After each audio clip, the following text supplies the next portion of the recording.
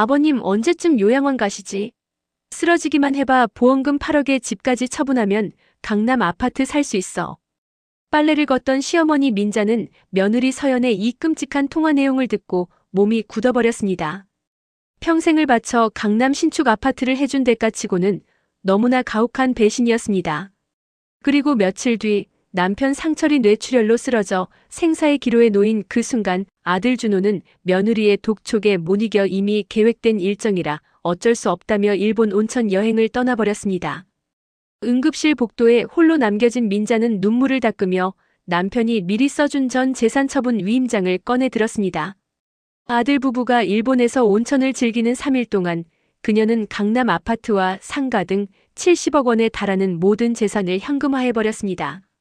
여행에서 돌아온 아들 부부를 기다리고 있는 것은 따뜻한 집이 아닌 남의 집이 되어버린 아파트와 파산 직전의 회사뿐이었습니다. 새벽 5시 30분 민자 씨는 알람이 울리기도 전에 눈을 떴다.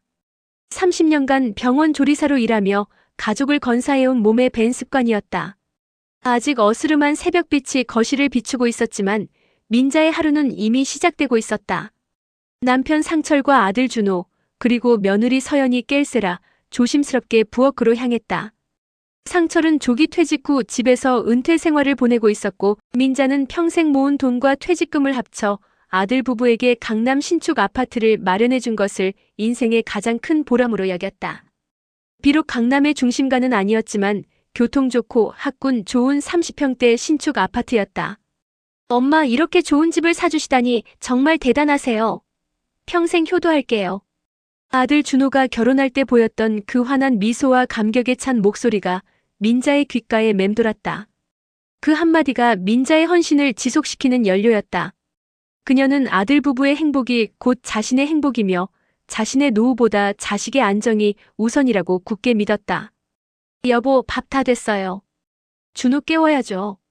민자가 갓 지은 밥 냄새를 풍기며 거실로 나왔다. 상철은 벌써 소파에 앉아 돋보기를 쓴 채 주식 차트가 빼곡한 태블릿을 들여다보고 있었다. 그는 조기 퇴직금까지 털어넣어 밤낮 없이 재테크에 매달리고 있었다. 조금이라도 더 불려서 자식들에게 보탬이 되고자 하는 가장의 무거운 어깨였다. 응, 여보. 알았어. 당신 덕분에 우리가 애들한테 이렇게 해줄 수 있는 거야. 고생이 많네. 상철이 태블릿을 내려놓으며 어색하게 웃었다.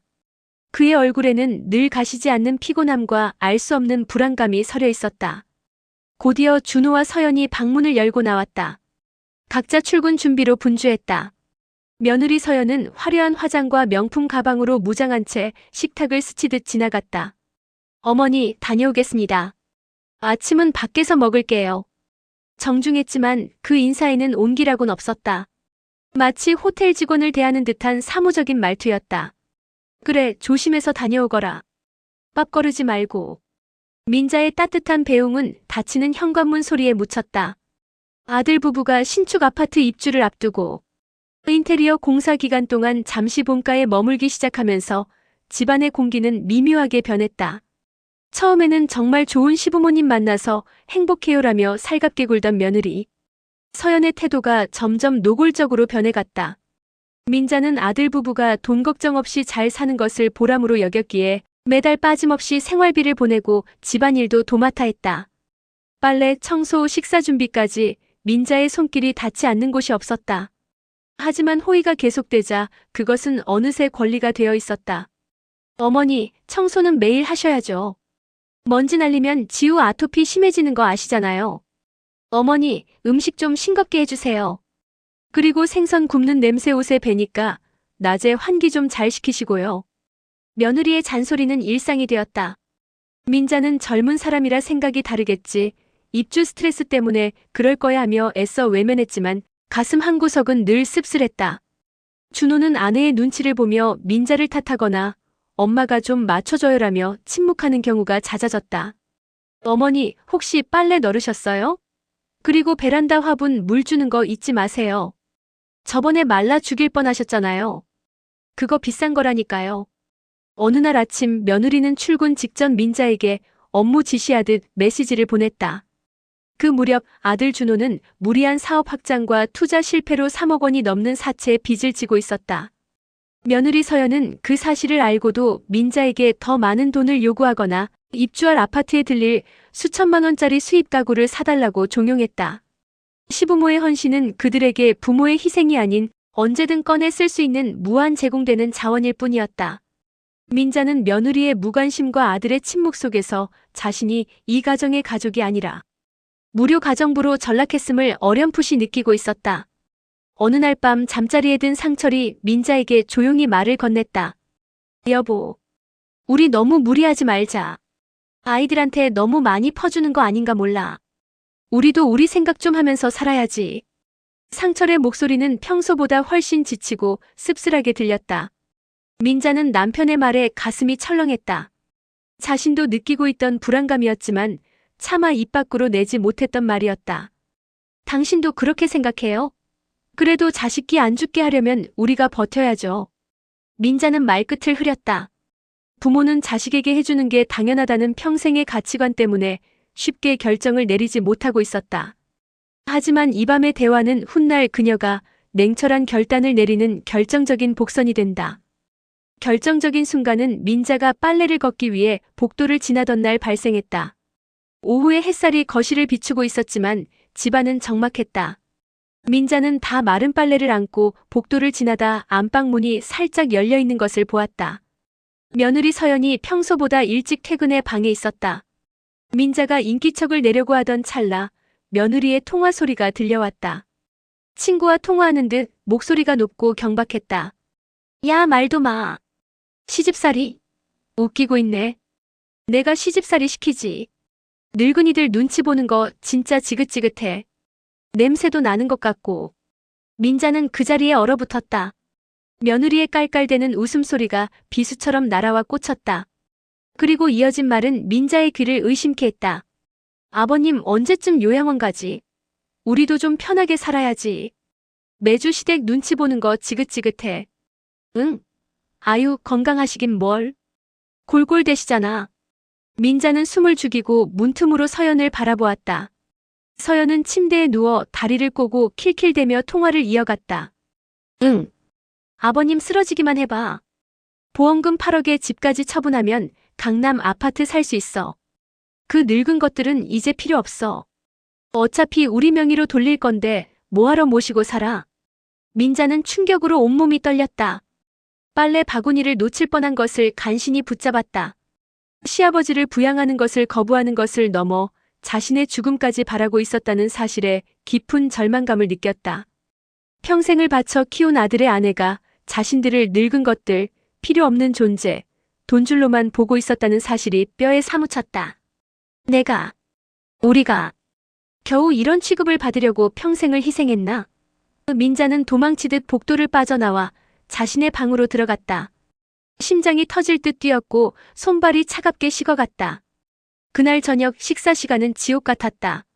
아무것도 모르는 상철은 며느리에게 반찬을 권했고 서연은 가식적인 미소를 지으며 아버님도 많이 드세요라고 말했다. 그 모습을 지켜보는 민자의 속은 타들어갔다. 민자는 더 이상 참을 수 없었다. 식사 후 민자는 아들 준호를 조용히 불렀다. 준호야, 엄마가 할 말이 있어. 네, 어머니. 무슨 일이세요? 준호는 귀찮다는 듯 스마트폰을 보며 대답했다. 다음 달부터 생활비를 좀 줄여야겠다. 내 아버지도 건강이 안 좋으시고 우리도 이제 여유 자금이 없어. 민자는 마지막 희망을 걸고 아들의 반응을 살폈다. 준호가 조금이라도 부모를 걱정해주길, 상황을 이해해주길 바랐다. 하지만 준호의 반응은 차가웠다. 그는 인상을 찌푸리며 스마트폰을 내려놓았다. 어머니, 지금 그러시면 저희가 곤란해요. 제가 이번에 투자한 게 있어서 이자 내기도 빠듯하단 말이에요. 서연이한테 뭐라고 해요? 걔가 얼마나 예민한데. 준호야, 내 아버지가 요즘 많이 힘들어하신다. 너희도 이제 자리 잡았으니 조금씩 줄여나가야지. 아, 진짜. 제가 곧 승진하면 알아서 한다니까요. 그때까지만 좀 참아주세요. 지금 생활비 줄이면 서연이 난리 나요. 어머니가 좀 맞춰주세요, 네. 준호는 짜증 섞인 목소리로 말하고는 자리를 박차고 일어났다. 민자는 아들의 뒷모습을 보며 멍하니 앉아 있었다. 아들 역시 며느리와 다를 바 없었다. 부모의 건강이나 사정보다 아내의 기분과 자신의 체면이 더 중요한 것이었다. 민자는 비로소 깨달았다. 아들 부부에게 더 이상 진심을 기대할 수 없다는 것을. 그들은 이미 돌아올 수 없는 강을 건넜다. 남편 상철은 아들 부부의 빚과 생활비를 대느라 밤낮 없이 주식과 코인 투자에 매달리며 극심한 스트레스를 받고 있었다. 건강은 급격히 악화되어 두통과 호흡곤란을 호소하는 날이 잦아졌다. 민자는 남편이 쓰러질까봐 노심초사하며 아들 부부의 이기심이 자신들의 생명마저 위협하고 있음을 깨닫고 분노했다. 며칠 뒤 아들 부부가 일본 온천 여행을 떠나기 하루 전날이었다. 어머니, 저희 내일 아침 일찍 공항 가니까 아침 식사는 간단하게 부탁드려요. 그리고 짐 싸야 하니까 일찍 잘게요. 서연은 여행 갈 생각에 들떠 콧노래까지 흥얼거렸다. 그 여행 경비 500만 원조차 시아버지 상철에게 급한 돈이라며 뜯어간 돈이라는 것을 민자는 알고 있었다. 그날 밤 상철이 서재에서 비틀거리는 소리가 들렸다. 민자가 황급히 달려갔을 때 상철은 책상을 붙잡고 가쁜 숨을 몰아쉬고 있었다. 여보 왜 그래? 머리가 깨질 것 같아. 상철은 극심한 두통을 호소하며 그대로 서재 바닥에 쓰러져 의식을 잃었다. 여보, 정신 차려. 여보. 민자의 비명소리가 집안을 울렸다. 그녀는 떨리는 손으로 119에 신고를 하고 곧바로 아들 준호에게 전화를 걸었다. 신호음이 길게 이어지는 동안 민자의 속은 타들어갔다. 한참 만에 준호가 전화를 받았다. 주변이 시끄러웠다. 여보세요? 어머니, 왜요? 저 지금 짐 싸고 있는데. 준호야, 내 아버지가 쓰러지셨어. 뇌출혈 같아. 지금 구급차 불렀다. 빨리 와라, 빨리. 민자는 울먹이며 소리쳤다. 그러나 전화기 너머에서는 잠시 침묵이 흘렀다. 그리고 들려온 것은 아들의 걱정이 아닌 며느리 서연의 짜증 섞인 목소리였다. 자기야, 뭐해? 내일 새벽 비행기야. 지금 가면 우리 여행 못 가. 장모님도 다 준비하셨는데 어떡해? 준호가 망설이며 말했다. 어머니, 저희 내일 새벽 비행기라. 지금 가면 비행기 놓쳐요.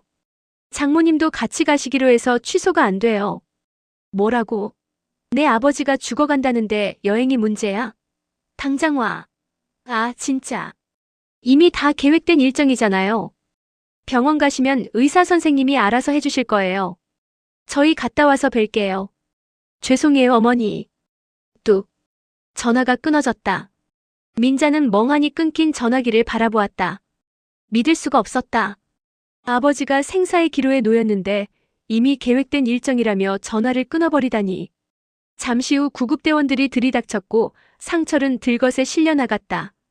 민자는 구급차 안에서 산소 마스크를 쓴 남편의 손을 꼭 잡고 오열했다. 여보, 미안해. 내가 자식을 잘못 키웠어. 미안해. 응급실 복도는 차갑고 황량했다. 상철은 긴급 수술에 들어갔고 민자는 홀로 수술실 앞을 지켰다. 수술 동의서에 서명하는 민자의 손이 분노로 떨렸다. 아들 부부는 끝내 오지 않았고 그 시각 일본행 비행기에 몸을 실었을 것이었다. 민자는 눈물을 닦았다. 평생의 헌신에 대한 대가가 이런 파멸이라면 이제는 내가 돌려줄 차례다. 민자의 눈빛이 차갑게 변했다. 슬픔은 사라지고 그 자리에는 서리빨 같은 도끼만이 남았다. 그녀는 수술실 문을 바라보며 나직이 읊조렸다. 내가 나를 버리는 순간 너의 모든 것도 함께 버려질 것이다. 구급차가 응급실에 도착하자마자 상철은 급박하게 수술실로 옮겨졌다. 붉은색 수술 중 램프가 켜지는 순간 민자는 복도 의자에 힘없이 주저앉았다. 주머니 속에서 진동하던 휴대폰을 꺼내 바닥에 힘껏 내던졌다. 액정이 산산조각 나며 파편이 튀었다. 그 파편들처럼 가족이라 믿었던 이들에 대한 마지막 미련도 산산조각 났다. 내가 나를 버리는 순간 너의 모든 것도 함께 버려질 것이다. 민자의 눈빛은 더 이상 자식을 걱정하는 어머니의 것이 아니었다. 그것은 배신당한 여자의 서리빨 같은 도끼였다. 수술은 5시간 넘게 이어졌다. 민자는 뜬 눈으로 밤을 지새웠다. 새벽녘 수술실 문이 열리고 의사가 나왔다. 수술은 잘 됐습니다만 뇌출혈 양이 많아 의식이 돌아올지는 지켜봐야 합니다. 그리고 우측 마비가 올 가능성이 큽니다. 민자는 고개를 끄덕였다. 살아만 있어준다면 나머지는 자신이 감당할 몫이었다. 중환자실 면회 시간, 각종 기계장치에 둘러싸인 상처를 보며 민자는 오열했다. 그리고 남편의 개인 금고 열쇠가 들어있는 지갑을 챙겨 집으로 향했다. 집에 도착하자마자 서재로 들어갔다. 상철이 평소 당신을 위한 보험이야라며 웃으면서 말했던 서류 봉투를 찾기 위해서였다. 금고를 열자 누런 봉투 하나가 눈에 띄었다. 떨리는 손으로 봉투를 열었다. 전 재산 처분 위임장, 남편의 인감도장이 선명하게 찍힌 위임장과 인감증명서, 그리고 재산 목록이 들어있었다. 상철은 혹시나 자신이 먼저 잘못되었을 때 아들 부부에게 휘둘리지 않도록 아내를 위해 완벽한 법적 장치를 마련해둔 것이었다. 민자는 서류를 가슴에 품고 흐느꼈다. 이것은 남편이 남긴 사랑이자 아들 부부를 향한 복수의 칼이었다. 민자는 곧바로 남편의 옛 친구이자 투자 자문회사 대표인 한명순에게 전화를 걸었다. 대표님 도와주세요. 그이 쓰러졌어요. 한명순은 소식을 듣자마자 병원으로 달려왔다. 민자는 자초지종을 설명했다. 며느리의 패륜적인 발언, 남편이 쓰러진 순간 여행을 떠난 아들 부부의 이야기까지. 이야기를 듣는 한명순의 얼굴이 붉게 달아올랐다. 세상에, 어떻게 자식들이 그럴 수가 있죠? 짐승만도 못한 것들이네요. 한 대표는 분노하며 민자의 손을 꼭 잡았다. 사모님, 제가 돕겠습니다. 상철 씨는 제 은인이에요. 이 위임장이면 아드님 부부가 돌아오기 전에 모든 걸 끝낼 수 있어요. 제가 가진 인맥 총동원에서 가장 빠르고 가장 비싸게 처분해 드릴게요. 한 대표는 곧바로 움직였다. 그녀는 먼저 아들 준호의 재정 상태부터 뒷조사했다. 며칠 뒤 병원 휴게실에서 한 대표가 내민 보고서는 충격적이었다. 사모님, 놀라지 마세요. 준호 씨 회사 껍데기만 남았어요. 민자는 보고서를 받아들었다. 준호가 운영하는 IT 건설업체는 무리한 사업 확장과 투자 실패, 그리고 준호의 횡령으로 인해 이미 자본 잠식 상태였다. 부채만 3억이 넘어요. 그것도 제1금융권이 아니라 사채까지 끌어다 썼네요. 지금 당장이라도 부도 처리가 되어도 이상하지 않을 상황이에요. 민자는 기가 막혔다. 3억 빚을 진 주제에 500만 원을 뜯어내 여행을 가고 수천만 원짜리 가구를 사달라고 졸랐다니. 며느리 서연은 이 사실을 알고 있었을까? 아니, 그녀의 쇼핑 중독과 허영심을 보면 남편의 빚을 알면서도 외면했을 가능성이 컸다. 이게 바로 녀석의 약점이군요. 민자의 목소리는 차분했다.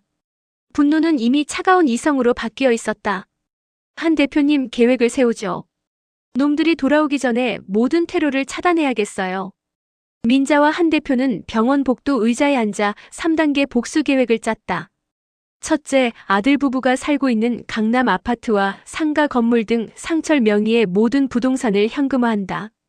둘째, 파산 위기에 몰린 준호의 회사에 자금을 지원하는 조건으로 경영권 100%를 가져온다.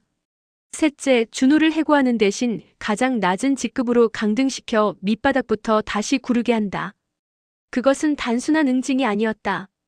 땀 흘려 번 돈의 가치를 모르는 아들을 위한 세상에서 가장 혹독한 가정교육이었다. 아파트 시세가 25억 정도 하는데 금매로 내놓으면 23억 선에서 바로 거래될 겁니다. 매수 대기자는 많으니까요. 한 대표의 말에 민자는 단호하게 대답했다. 가격은 상관없어요. 무조건 3일 안에 팔아주세요. 그들이 돌아와서 현관문 비밀번호를 눌렀을 때 남의 집이 되어 있어야 해요. 알겠습니다. 상가 건물도 동시에 진행하죠. 제가 아는 투자자들에게 연락해 놓겠습니다. 작전은 일사천리로 진행됐다. 강남 아파트는 시세보다 2억 싸게 내놓자마자 당일 계약이 성사되었다. 계약금과 중도금, 잔금까지 일시불로 처리할 수 있는 현금 부자였다. 상철 명의의 상가 건물 2채도 한 대표의 인맥을 통해 빠르게 매각되었다. 모든 매각 대금은 민자의 개인 통장으로 입금되었다. 70억 원. 평생을 아껴 쓰고 모으며 일궈낸 피땀 어린 재산이 숫자로 바뀌어 민자의 손에 들어왔다. 민자는 통장 잔고를 확인하며 씁쓸한 미소를 지었다. 준호야, 이게 내가 그토록 탐내던 돈이다. 하지만 넌 이런 한 푼도 가질 수 없어. 그 사이 상철이 의식을 회복했다. 일반 병실로 옮겨진 상철은 오른쪽 팔다리를 제대로 움직이지 못했고 말도 어눌했다. 하지만 민자를 알아보는 눈빛만은 또렷했다.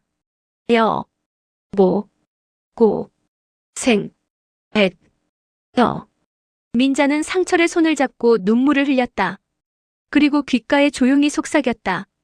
여보, 걱정 마. 내가 다 해결했어. 당신이 준 위임장으로 집이랑 상가 다 팔았어. 그 돈 내 통장에 있어. 이제 아무도 우리 무시 못해. 준호랑 며느리한테도 본때를 보여줄 거야. 상철의 눈에서 눈물이 주르륵 흘러내렸다. 그는 힘겹게 고개를 끄덕였다. 마치 잘했다고, 당신을 믿는다고 말하는 듯 했다. 드디어 아들 부부가 여행에서 돌아오는 날이었다. 저녁 무렵 병원 복도 끝에서 캐리어 바퀴 굴러가는 소리가 들렸다. 민자는 병실 문을 닫고 복도 의자에 앉아 그들을 기다렸다. 햇볕에 그을린 준호와 서연이 양손 가득 쇼핑백을 들고 나타났다. 그들의 얼굴에는 여독은 있었지만 죄책감이라곤 찾아볼 수 없는 여유가 흘렀다. 어머니. 준호가 민자를 발견하고 다가왔다. 아버지 좀 어떠세요? 많이 위독하셨다면서요? 저희도 얼마나 걱정했는지 몰라요. 걱정했다는 아들의 손에는 면세점 로고가 박힌 쇼핑백이 들려 있었다. 서연은 민자의 눈치를 살피며 슬금슬금 뒤로 물러섰다. 어머니, 아버님 괜찮으신 거죠? 저희가 기도 많이 했어요. 민자는 자리에서 천천히 일어났다. 그리고 서늘한 눈빛으로 두 사람을 쏘아보았다. 기도. 온천물에 몸 담그고 쇼핑하면서 기도가 나오더냐? 민자의 차가운 일갈에 준호와 서연의 얼굴이 굳어졌다. 어머니, 왜 말씀을 그렇게 하세요? 이미 계획된 거라 취소가 안 돼서 어쩔 수 없이. 닥쳐. 민자의 고함 소리가 복도를 울렸다. 간호사들이 놀라서 쳐다봤지만 아랑곳하지 않았다. 내 아비가 뇌가 터져서 수술실 들어가는 마당에 비행기를 타. 그러고도 내가 자식이냐? 준호는 고개를 푹 숙였다. 서연이 기어들어가는 목소리로 변명했다. 어머니, 그래도 저희 왔잖아요. 아버님 얼굴이라도 뵙게 해주세요. 필요 없다. 내 시아버지, 너희들 꼴도 보기 싫단다. 그리고 민자는 가방에서 서류 봉투를 꺼내 준호의 가슴에 던졌다. 이거나 확인해봐라. 준호가 떨리는 손으로 봉투를 열었다. 그 안에는 부동산 매매 계약서 사본이 들어있었다. 이게 뭐예요? 매매 계약서. 아파트랑 상가를 팔아요? 준호의 눈이 휘둥그레졌다. 서연이 낚아채듯 서류를 뺏어 들었다. 뭐라고요? 어머니, 지금 무슨 짓을 하신 거예요? 우리가 살 집을 왜 팔아요? 누구 맘대로. 서연이 악을 쓰며 대들었다. 민자는 코웃음을 쳤다. 누구 맘대로냐고. 집주인 맘대로다. 내 시아버지 위임장 받아서 내가 다 팔았다. 이미 잔금까지 다 받았고 명예 이전 끝났다. 새 주인이 내일 들어오기로 했으니 짐은 이삿짐센터 불러서 창고에 넣어놨다. 찾아가든지 말든지 알아서 해. 말도 안 돼. 이건 무효예요. 아버님 의식이 없는데 어떻게 위임장을 써요? 이거 다 사기라고요. 소송할 거예요. 서연이 길길이 날뛰었다. 민자는 침착하게 남편이 쓰러지기 전 작성해둔 공증받은 위임장 사본을 눈앞에 들이밀었다. 날짜 봐라. 내 시아버지가 쓰러지기 한 달 전에 써준 거다. 너희가 하도 돈 타령, 유산 타령해대니까 불안해서 미리 써두신 거야. 법적으로 아무 문제 없으니 소송하고 싶으면 해봐. 변호사 비용이나 있을지 모르겠지만. 준호는 다리에 힘이 풀린 듯 주저앉았다. 어머니, 그럼 저희는 어떡해요? 당장 갈 곳도 없는데. 그건 너희 사정이지. 일본 갈 돈은 있어도 찜질방 갈 돈은 없니? 정 갈 데 없으면 처가로 가든지. 장모님은 너희 끔찍이 아끼시잖아. 여행도 같이 다녀오고. 민자의 비꼬는 말에 서연의 얼굴이 불그락부르락해졌다. 처가 역시 서연의 허영심을 채워줄 만큼 넉넉한 형편이 아니었다. 가라. 더 이상 내 눈에 띄지 마. 너희 같은 자식 둔 적 없다. 민자는 병실로 들어가 문을 잠가버렸다. 복도에서 서연의 울부짖는 소리와 준호의 애원하는 소리가 들려왔지만 민자는 상철의 손을 잡고 귀를 막았다. 상철의 손이 민자의 손을 꽉 쥐었다. 하루아침에 길거리에 나앉게 된 준호와 서연은 현실을 부정했다. 호텔에 가서 묵으려 했지만 카드가 정지되어 있었다. 준호의 사채 빚 때문이었다. 결국 그들이 향한 곳은 서울 변두리의 허름한 모텔이었다. 이게 다 당신 때문이야. 어머니한테 좀 잘하지 그랬어. 서연이 준호에게 소리 질렀다. 나 때문이라고. 장모님이랑 여행 가자고 조른 게 누군데. 아버지가 쓰러졌다고 했을 때 그냥 가자고 한 게 누군데. 준호도 지지 않고 맞섰다. 좁은 모텔방에서 부부싸움이 이어졌다. 다음 날부터 지옥이 시작됐다. 빚쟁이들이 준호의 회사로 찾아와 난동을 부렸다. 이준호 대표, 돈 갚아. 안 그러면 회사 집기 다 압류할 거야. 직원들은 동요했고 거래처들은 계약을 끊겠다고 통보해왔다. 준호는 여기저기 돈을 빌리려 다녔지만 이미 신용불량자가 된 그에게 돈을 빌려줄 사람은 없었다. 서연은 친정에 손을 벌렸지만 너희 시댁 부자잖아. 왜 우리한테 그래? 라는 냉대만 받고 돌아왔다. 일주일 후 그들은 보증금 500에 월세 40만 원짜리 반지하 원룸으로 이사했다. 창문을 열면 지나가는 사람들의 발이 보이는 곳이었다. 명품 가방과 시계는 전당포에 맡겨 급한 불을 껐지만 3억이라는 빚은 그들이 감당할 수 있는 수준이 아니었다. 여보, 나 너무 배고파. 컵라면 말고 밥 먹고 싶어. 서연이 퉁퉁 부은 눈으로 말했다. 준호는 머리를 감싸쥐었다. 회사는 부도 직전이었다. 직원들 월급도 밀려 노동청에 신고당할 판이었다. 방법이 없어. 어머니밖에 없어. 준호가 중얼거렸다. 미쳤어? 어머님이 우릴 죽이려고 하는데? 그래도 자식이잖아. 죽게 내버려 두진 않으실 거야. 무릎 꿇고 빌자. 싹싹 빌면 마음 돌리실 거야. 며칠 뒤 민자는 새로 마련한 경기도 양평의 전원주택에 있었다. 텃밭을 가꾸고 상철과 산책하며 평화로운 시간을 보내고 있었다. 하지만 그녀는 알고 있었다. 아들 부부가 곧 찾아오리라는 것을. 한명순 대표가 준호의 상황을 실시간으로 보고해주고 있었기 때문이다. 이제 마지막 단계야. 민자는 한 대표에게 전화를 걸었다.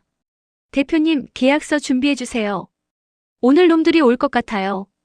예상대로 해 진력이 되자 초인종이 울렸다. 인터폰 화면에는 초췌한 몰골의 준호와 서연이 서 있었다. 명품 옷 대신 후줄근한 트레이닝복을 입은 그들의 모습은 처량하기 그지없었다. 민자는 문을 열어주었다. 어머니, 아버지. 준호가 들어오자마자 거실 바닥에 무릎을 꿇었다. 서연도 쭈뼛거리며 그 옆에 무릎을 꿇었다. 어머니, 제가 죽을 죄를 지었습니다. 한 번만 살려주세요. 회사가 망하게 생겼어요. 준호가 바닥에 머리를 찌우며 오열했다. 서연도 훌쩍거렸다. 어머니, 저희 지금 반지하 방에서 살아요. 바퀴벌레 나오고. 저 더 이상은 못 살겠어요. 제발 도와주세요. 민자는 소파에 앉아 차가운 눈으로 그들을 내려다보았다. 그래서 나보고 어쩌라고. 너희가 자초한 일이잖아. 3억만 빌려주세요.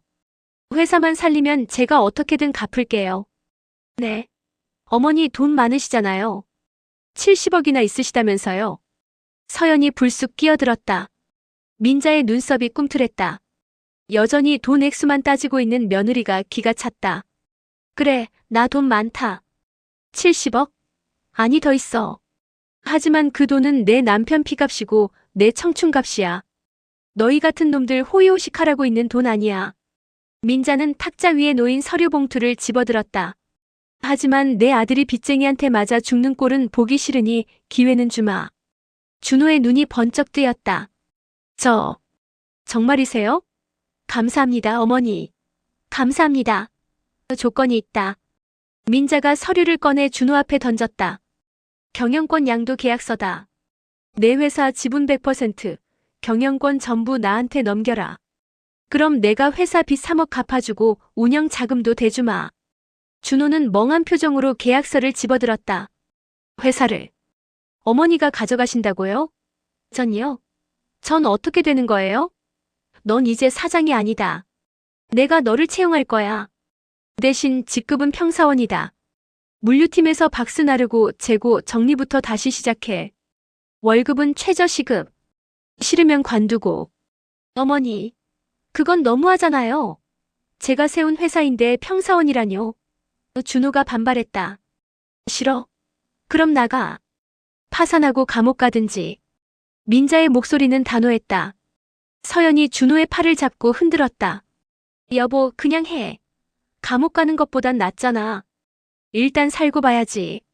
준호는 떨리는 손으로 펜을 들었다. 자신이 땀 흘려 세운 회사가 아니었다. 부모 돈으로 쉽게 차린 회사였기에 쉽게 망가진 것이었다. 하지만 막상 뺏긴다고 생각하니 피가 거꾸로 솟는 것 같았다. 그러나 눈앞의 파산이 더 무서웠다. 준호는 결국 계약서에 서명했다. 잘 생각했다. 내일부터 출근해. 지각하면 짤 없는 줄 알아라. 민자는 계약서를 챙겨 넣으며 싸늘하게 말했다. 그리고 너.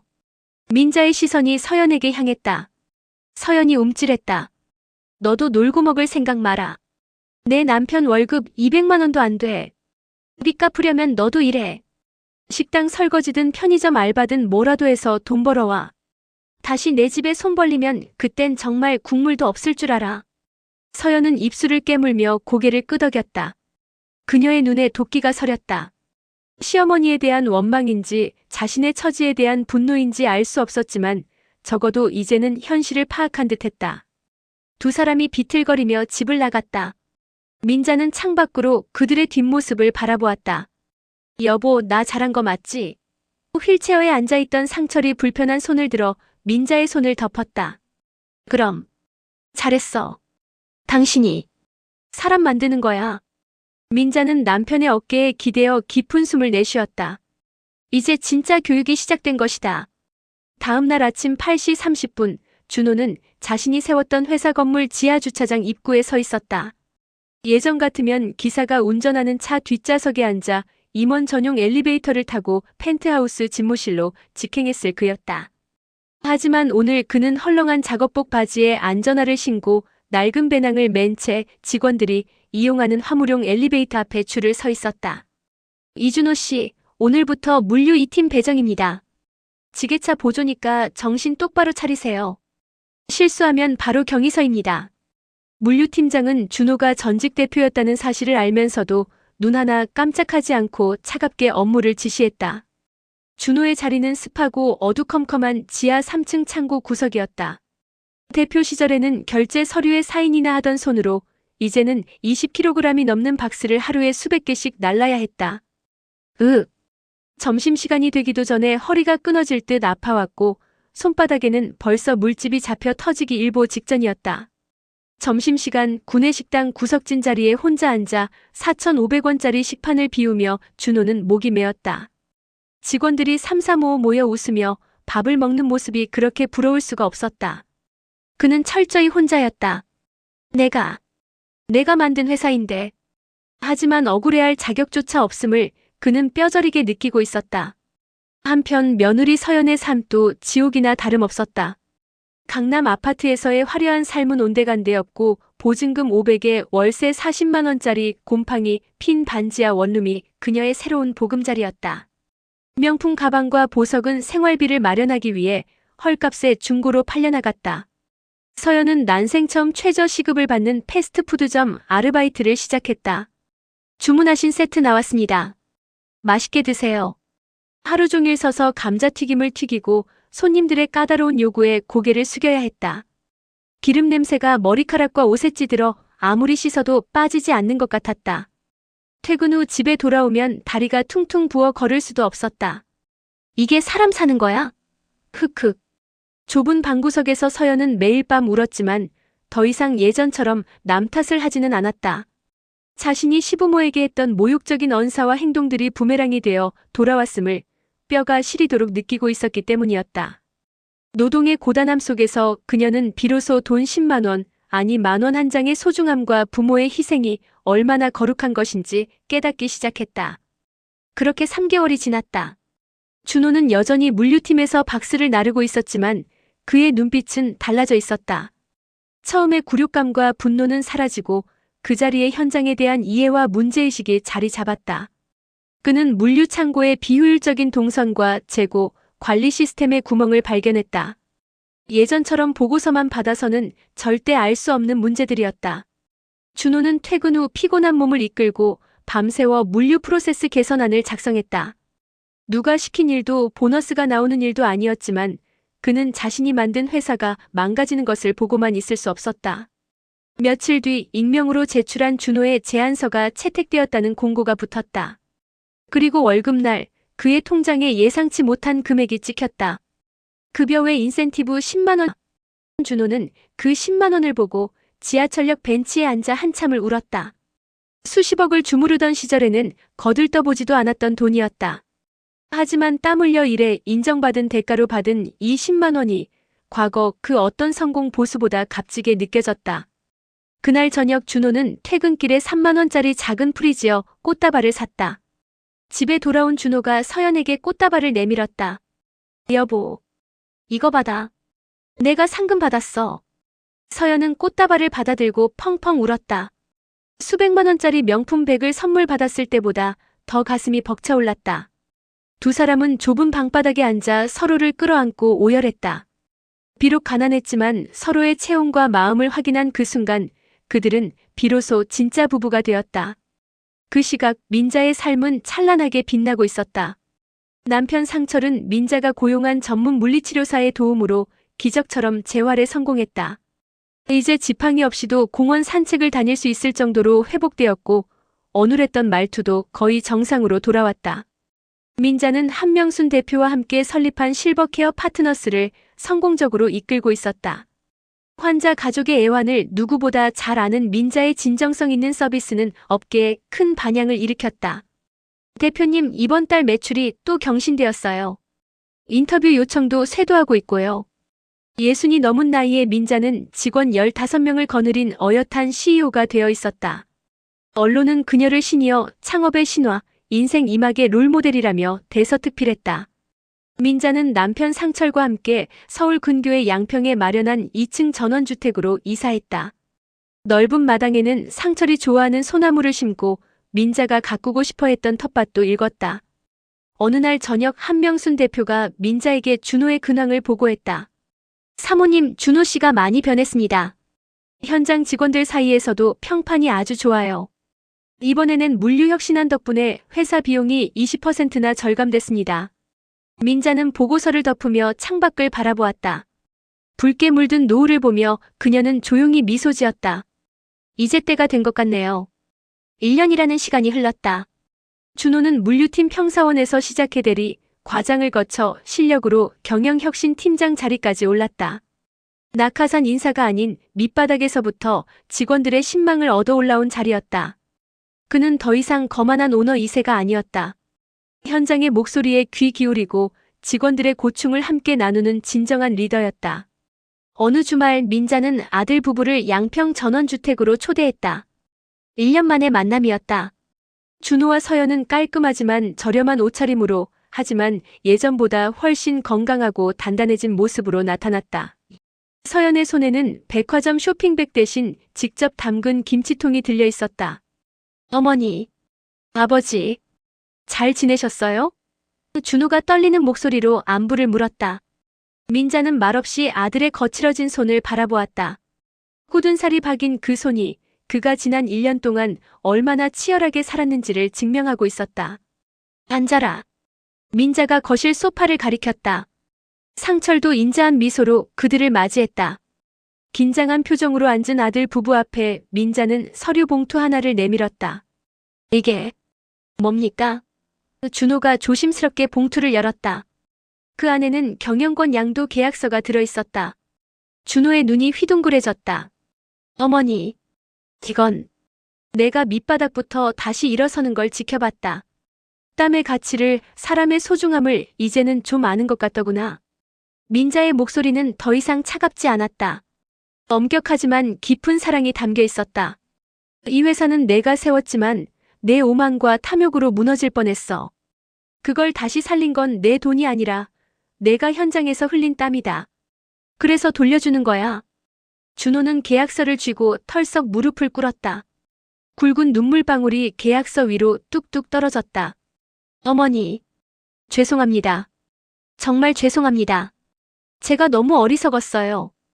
부모님 은혜도 모르고. 서연 역시 준호 옆에 무릎을 꿇고 흐느꼈다. 어머니, 아버님 죽을 죄를 지었습니다. 평생 갚으며 살겠습니다. 민자는 자리에서 일어나 무릎 꿇은 아들과 며느리를 일으켜 세웠다. 그리고 그들을 따뜻하게 안아주었다. 1년 전 병원 복도에서 매몰차게 그들을 뿌리쳤던 그 손으로 이제는 용서와 화해의 온기를 전했다. 단 조건이 하나 있다. 민자가 눈물을 닦으며 말했다. 회사 지분 30%는 내가 계속 가지고 있을 거다. 그리고 매년 수익의 일부는 어려운 이웃을 위해 기부해라. 내가 번 돈이 너만의 것이 아니라는 걸 잊지 말라는 뜻이다. 네, 어머니. 명심하겠습니다. 반드시 그렇게 하겠습니다. 준호가 맹세하듯 대답했다. 그날 저녁 온 가족이 전원주택 마당에서 바비큐 파티를 했다. 상철은 휠체어 없이 지팡이만 짚고도 텃밭을 걸어다녔고 서연은 민자를 도와 분주하게 상을 차렸다. 예전처럼 가식적인 아부가 아닌 진심에서 우러나온 웃음소리가 마당을 채웠다. 할머니, 이거 드셔보세요. 제가 구웠어요. 소녀 지우가 고기를 민자의 입에 넣어주었다.